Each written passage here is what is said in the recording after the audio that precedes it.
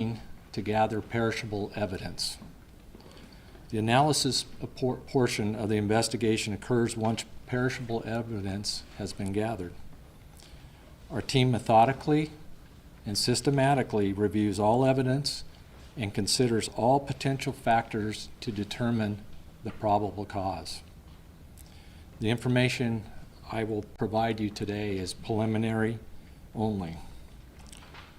A representative from the NTSB's Transportation Disaster Assistance Division is continuing to work with family members and loved ones of those who lost their lives in this terrible tragedy. The NTSB was and is active on the scene today. Today, the airshow common frequency recording has been received by the NTSB and will be processed by our investigative specialist. We have recovered the wreckage of the P-63 as of this morning, and it has been transported to a secure location, and it'll be laid out for examination and analysis. Rain has delayed further recovery of the B-17. The recovery process will continue tomorrow, weather permitting. As discussed yesterday, neither aircraft was equipped with a flight data recorder or a cockpit voice recorder, often known as the black boxes. However, we recovered this morning an electronic flight display from the B-17 and a GPS navigational unit from the P-63. The units from both aircraft were damaged during the accident. They are both being sent to the NTSB's recorder lab in Washington, D.C. to determine whether data and relevant information can be recovered from both units.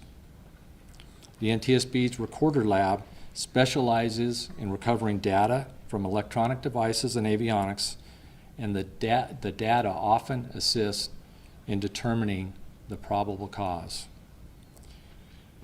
Interviews continue today with the airshow personnel and are ongoing. The content of those interviews will not be released at this time. We want to thank the public for the large number of videos and pictures that were sent to the NTSB. These images are being reviewed by our investigative staff.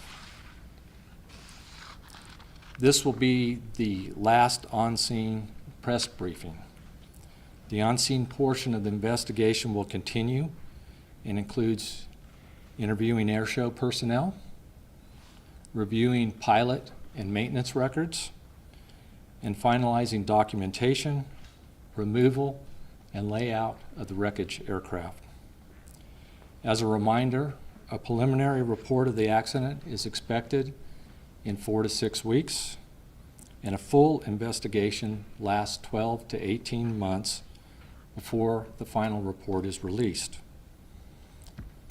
Additional information about the status of the investigation will come out of NTSB headquarters in Washington, D.C. You can follow us on Twitter at NTSB_newsroom. Now, before I take a few questions, I will remind you to please raise your hand when I call on you. Please state your name and your affiliation. I'll take those now. David Centenary with Fox 4 News here in Dallas again. Is there any indication that there was mandatory radio communication required amongst these pilots throughout this portion of the show? Okay, the question is there any indication that there were mandatory communication amongst the pilots in this part of the air show? I think at this point I would say yes, there was mandatory evidence of that. I believe obviously when we get further into the investigation, we will look at what's required and what isn't as far as communication goes, and that'll be part of the analysis process. Next question. Hi, Scott Gordon from NBC5. Speaking of the radio communication, I just wondered, I know you're going through the recordings still, but do you have any evidence that the pilots were in communication before the crash or right before the crash, and was there any warning of any trouble right before the crash?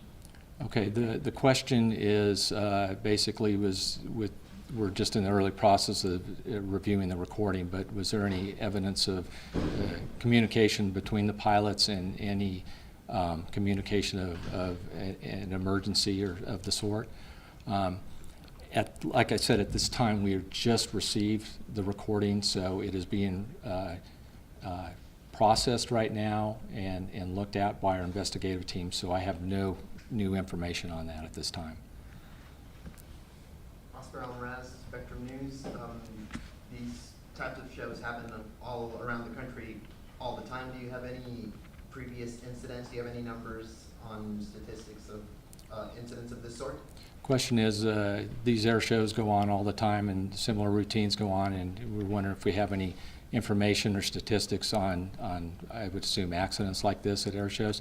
At this time, I don't have any statistics on accidents. There have been some accidents in air shows over the years.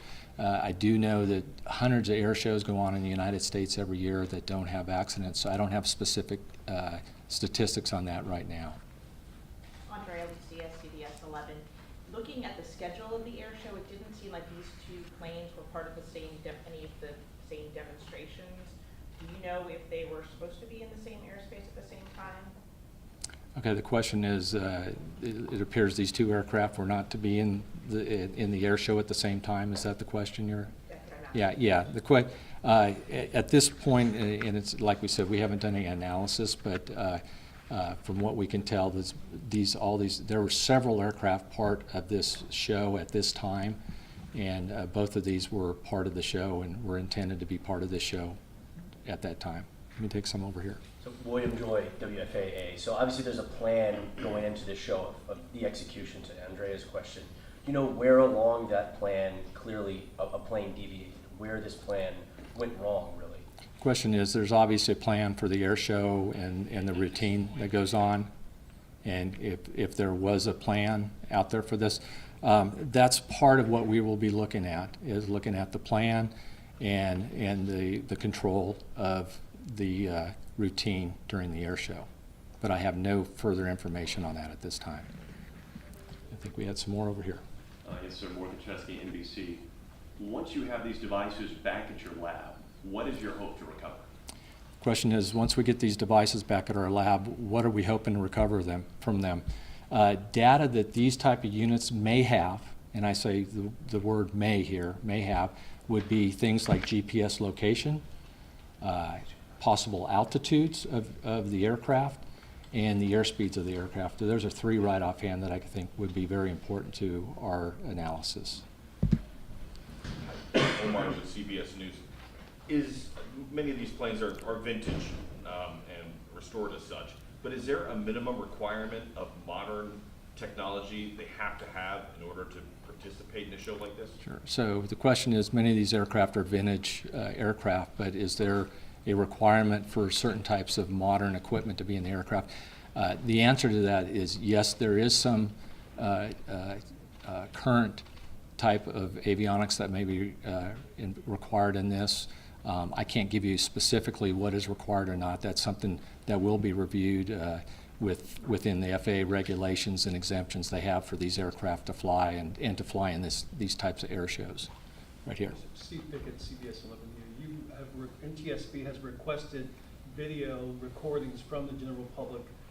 Help us understand the value of that from the NTSB standpoint. What does it help you assess? Is that speed, volume, formation? Give me some indication on why you need this. The question is, we have requested video and photographs from the general public, and the question is, what kind of things are we looking to get from the video footage? Just about everything you said is what we're looking for. It'll help us determine the exact location of the midair. It will give us a layout of where each aircraft was in the process. It should help us with speed, altitude, location. There may be an angle of something out there that we're unaware of, but we received, being an air show, we received quite a bit of this, and we have staff working on it right now, and they're going to be at it for quite a while with the numbers we've received. We can take one more question. Okay, right here. And one more time, David Cententry with Fox 4 News. I know you said yesterday that there was no black box, but just to clarify, is there any sort of requirement for that, or would you at NTSB recommend that these types of aircrafts should have one? Question is, as I mentioned yesterday, these aircraft didn't have a flight data recorder or a CVR, which is commonly referred to as a black box, and nor are they required to, is what I said yesterday. And in this case, yeah, there is no requirement. That's one of the things we'll look at down the road during the analysis portion of it, if that's something that needs to be recommended. We also must remember these are very vintage, old 1940s aircraft. So that'd be something that we'll look at as a possible recommendation down the road. But I have nothing further on that to say if that's what it would be. All right. Mike, real Okay, quick. one more right here, and that'll be it. Just, I'm making sure I understand. Sure. So the GPS recorders that you're trying to get data off of in the lab, yesterday you talked about getting some of that same data that you were referencing, what you hope to get from just flight radar. So what's the difference in what you would get from flight radar, and or maybe already have, versus what you would actually learn from these boxes? What would be the difference? Sure. The question is basically, what is the difference between the different devices out there? What are we expecting to get data-wise, either from a box on board an aircraft or something from air traffic control? The difference would be in air traffic control, we only get hits on the aircraft's position, speed, heading, altitude, things like that, every so many seconds. And there are gaps in there, and that's where onboard devices may be able to be a little more specific, and we'll get a few more hits on exactly where those aircraft are and their speeds in between the lapses in the radar. Can I ask a Thank you general very much. safety question? Okay.